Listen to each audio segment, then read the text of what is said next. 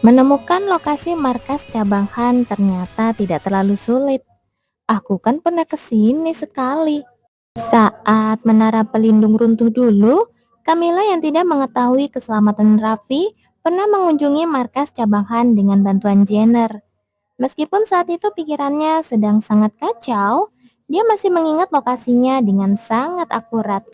Selain itu, dia juga pernah mendengar cara memanfaatkan jaringan Han dari Jenner. Dia hanya perlu mencari toko milik mereka yang menyamar sebagai toko serba ada biasa di berbagai penjuru kekaisaran, lalu menyebutkan sandi 2 ekor ular hitam. Metodenya terbilang sangat sederhana, tetapi di dalamnya melibatkan banyak mata-mata milik Han. Katanya, ada puluhan pasang mata rahasia yang selalu mengawasi dan mengamati setiap pengunjung yang masuk ke dalam pintu toko. Bahkan setelah menyebutkan kode ular hitam sebagai sandi, mereka tidak serta-merta langsung menerima pesanan atau permintaan. Meskipun orang dalam akan menemui peminta secara langsung seperti saat ini, tahapan belum berakhir di situ. Sistem mereka mewajibkan pemeriksaan identitas peminta secara ketat. Lalu pihak Han akan menentukan hari lain untuk mendatangi peminta secara pribadi sebelum perjanjian resmi akhirnya disepakati. Saat ini aku tidak bisa menghubungi pemimpin kalian. Mendengar ucapan Camilla, wajah sang manajer toko mendadak berubah muram secara nyata. Dari mulutnya yang sempat terdiam ragu, akhirnya terhembus helaan napas panjang. Telah terjadi masalah. Apakah dia terluka? Mendengar kata masalah, hal pertama yang terlintas di benak Camilla tentu saja luka fisik. Apakah Jenner terluka parah saat menjalankan suatu tugas? Jika mengalami luka yang cukup parah, tentu dia akan kesulitan untuk kembali ke kediaman Duk Sorpel. Padahal sudah aku bilang padanya untuk bersikap tenang dan tidak macam-macam. Sebenarnya permintaan seperti apa yang diambilnya kali ini sampai jadi begini? Sepertinya memang begitu. Sepertinya, apa maksud ucapanmu itu? Mendengar jawaban manajer yang sama sekali tidak menunjukkan kepastian, kerutan di dahi Camilla makin dalam. Sekali lagi, helaan napas panjang terdengar dari mulut sang manajer toko. Kami juga kehilangan kontak dengannya. Kami sudah melacak jejak terakhirnya, tetapi yang tersisa di sana hanya bekas arena pertarungan. Setelah itu, tidak ada kabar berita sama sekali darinya hingga saat ini. Kalian sama sekali tidak tahu keberadaannya. Saat ini kami sedang berusaha keras mencarinya, tapi ekspresi Camilla mendadak makin menegang mendengar penjelasan itu. Bukankah ini berarti situasinya tidak sekadar luka biasa? Itu menandakan telah terjadi hal yang sangat serius pada dirinya, sampai-sampai dia tidak mampu menghubungi anak buahnya sendiri. Masa dia sudah mati? Astaga, tidak, jangan berpikiran yang aneh-aneh dulu. Kalau mau mati pun, setidaknya dia harus terima imbalan dulu baru boleh mati. Kalau kamu mati begini, hidupmu benar-benar menyedihkan. Dorman bilang akan memberimu imbalan. Pegang erat-erat nyawamu itu. Lalu, aku harus bagaimana sekarang? Apakah sebaiknya aku benar-benar memberitahu Duk Eskra? Atau memberitahu para kakak laki-lakiku? Bukankah lebih baik meminjam kekuatan keluarga untuk mencarinya? Anda tidak perlu terlalu khawatir, Nona. Melihat Camilla yang tenggelam dalam kebingungan dengan wajah serius, sang manajer toko melanjutkan ucapannya dengan tenang. Beliau bukanlah sosok yang bisa dikalahkan dengan mudah oleh siapapun. Kami juga sedang berusaha keras mencarinya, jadi keberadaannya pasti akan segera diketahui. Keyakinannya terhadap Jenner terlihat sangat kokoh. Melihat hal itu, Camilla ikut menghembuskan napas pendek. Jujur saja, jika pihak Han sendiri tidak mengetahui jejaknya, tidak ada cara lain lagi yang bisa dilakukannya. Memikirkannya terus-menerus pun tidak akan menyelesaikan masalah. Ngomong-ngomong, apakah tidak apa-apa menceritakan semua ini padaku? Sebuah keraguan mendadak terlintas di benaknya. Dia memang mendatangi tempat ini dengan tergesa-gesa karena panik, tetapi dia tidak pernah menyangka akan mendapatkan jawaban tentang kondisi Jenner secepat dan semudah ini. Dia tadinya mengira harus memancing jawaban menggunakan uang atau hal lainnya. Jadi, kalian orang-orang yang segampang ini. Pemimpin kami pernah berpesan. Jenner berpesan apa? Pria itu rasanya tidak mungkin mengucapkan kata-kata yang wajar, apalagi ucapan aneh yang dilontarkannya. Beliau berpesan agar memperlakukan Nona Camilla sebagaimana kami memperlakukan diri beliau sendiri. Meskipun kamu berkata begitu, rasanya biaya permintaan yang ditariknya dariku selama ini sama sekali tidak murah. Rasanya tidak pernah sekalipun dia memberiku diskon. Mau kabur memakai tawa ya? Camilla mendecakkan lidahnya pelan, lalu bangkit dari tempat duduknya. Meski sudah jauh-jauh datang ke sini, pada akhirnya tidak ada informasi berarti yang bisa didapatkannya. Di mana sebenarnya pria ini berada? Apakah dia baik-baik saja? Seperti kata anak buahnya tadi, dia memang bukan tipe orang yang mudah mati begitu saja. Tapi dia pasti sadar betul kan kalau kesempatan hidupnya kali ini adalah yang terakhir. Sekali lagi, helaan napas panjang meluncur dari mulut Camilla. Sialan, kenapa juga aku harus mengkhawatirkan hal semacam ini? Begitu Camilla mendadak melontarkan umpatan, sang manajer toko dan pelayannya tersentak kaget. Kenapa? Aku memang terbiasa mengumpat kok. Selama berkarir di dunia hiburan, cuma kemampuan mengumpatku saja yang makin jago. Sepertinya aku memang harus mendatangi tempat itu ya. Kediaman keluarga Sepra. Camilla memutuskan untuk segera mendatangi satu-satunya tempat yang mungkin bisa memberi petunjuk tentang jejak Jenner saat ini. Nona Camilla? Camilla yang baru saja melangkah keluar dari toko serba ada, mendadak menghentikan langkahnya saat mendengar panggilan tersebut, sebab suara itu terasa sangat familiar. Begitu menoleh, dia melihat pendeta Daniel sedang berdiri sambil tersenyum ramah. Ada urusan apa Anda di tempat seperti ini? Saya sedang mencari suatu barang. Oh, begitu rupanya. Tetapi sepertinya Anda keluar dengan tangan kosong. Barang yang saya cari tidak ada. Saya tidak tahu apa yang sedang Anda cari, tetapi bisakah saya bantu? Kuil kami sering membeli barang dari berbagai tempat, jadi saya kenal cukup banyak serikat dagang. Tidak perlu, saya sudah memesannya, dan ini baru saja mau pulang. Begitukah? Padahal saya ingin membantu. Sayang sekali. Camilla berniat menyudahi percakapan itu dan langsung pergi dari sana. Karena di pihak kuil juga terdapat orang yang berkaitan dengan sekte Eva, dia ingin semaksimal mungkin menghindari kontak dengan orang-orang yang bernaung di tempat tersebut. Terutama pendeta Daniel. Dialah yang paling mencurigakan karena pernah menyerahkan pusaka suci kepadanya.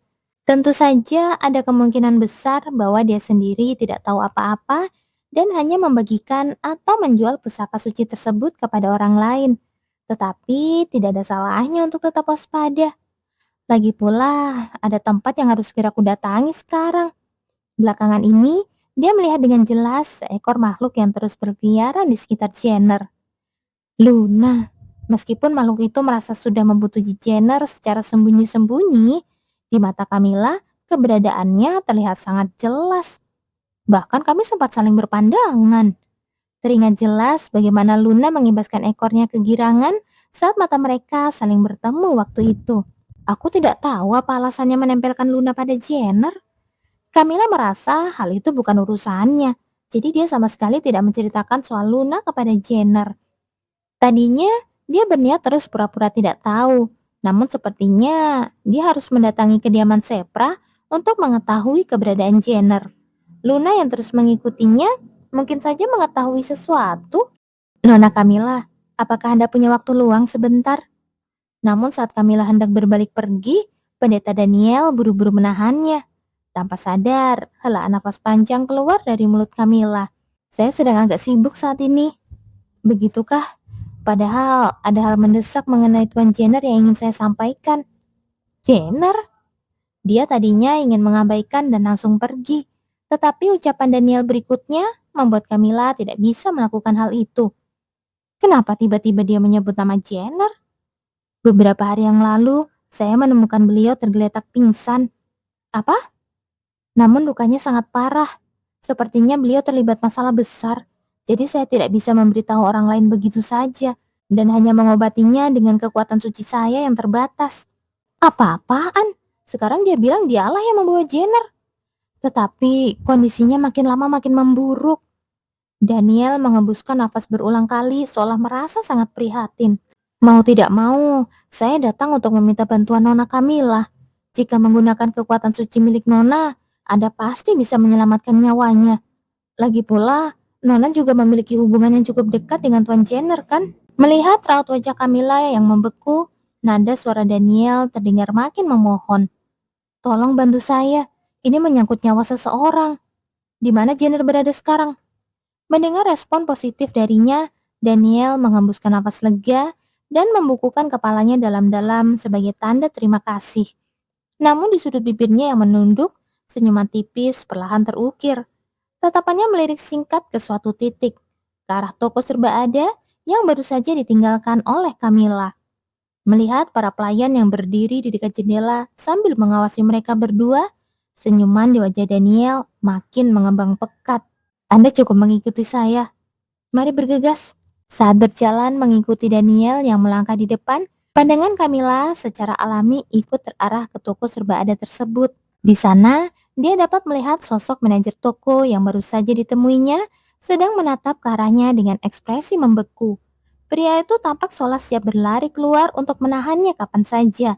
Camilla menggelengkan kepalanya pelan ke arah manajer toko tersebut, bahkan mengukir senyuman tipis seolah menyuruhnya untuk tenang.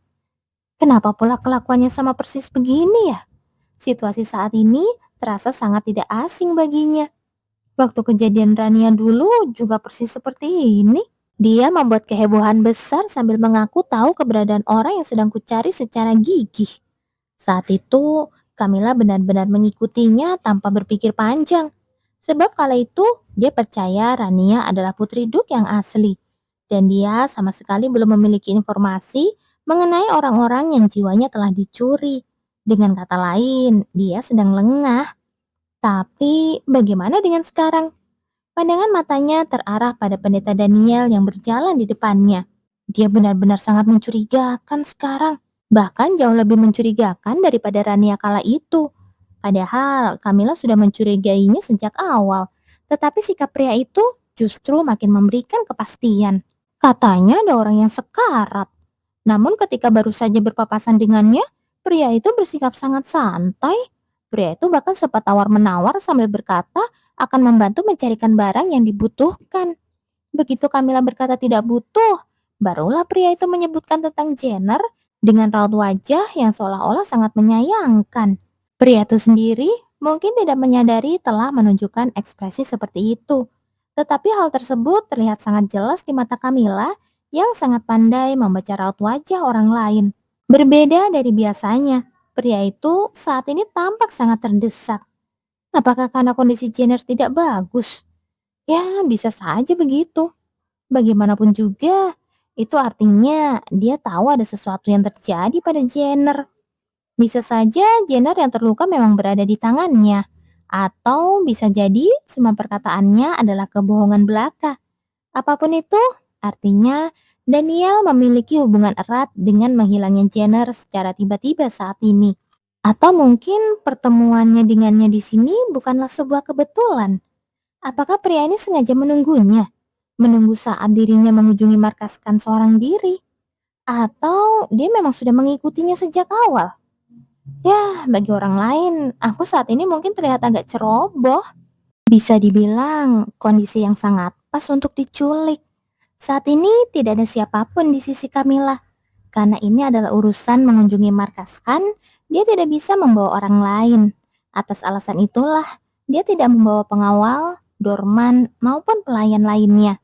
Sebab Jenner pernah berkata bahwa demi keselamatan, dia tidak akan pernah menemui klien yang datang tidak seorang diri. Tapi meski begitu, bukan berarti aku benar-benar sendirian. Si bajingan itu, bukankah dia orang yang sering bermain dengan paus? Manusia itu baru saja tersenyum. Bukankah ada yang aneh? Iya aneh, aneh banget. Bertemu pas di sini juga mencurigakan. Bagaimana kalau kita habisi saja sekarang? Pedang sihir yang dibuatkan si Raffi terpasang rapi di pergelangan kakimu kan? Kalau mendesak, aku bakal bertindak walau tanpa izinmu. Di antara kekuatan suci, ada juga yang bisa membuat lawan tertidur. Katakan saja jika butuh. Sungguh sangat bisa diandalkan. Sambil mendengarkan suara hantu pendeta Alena dan Zeno, Camilla mengikuti langkah Daniel dari belakang dalam diam. Sebelah sini? Baik. Saat matanya bertatapan dengan pria itu, Camilla memancarkan senyuman polos dan cerah, seolah tidak tahu apa-apa. Apapun yang terjadi, satu hal pasti akan terungkap, yaitu sosok seperti apa sebenarnya Daniel ini. Senyuman Camilla yang mengikutinya makin bertambah pekat.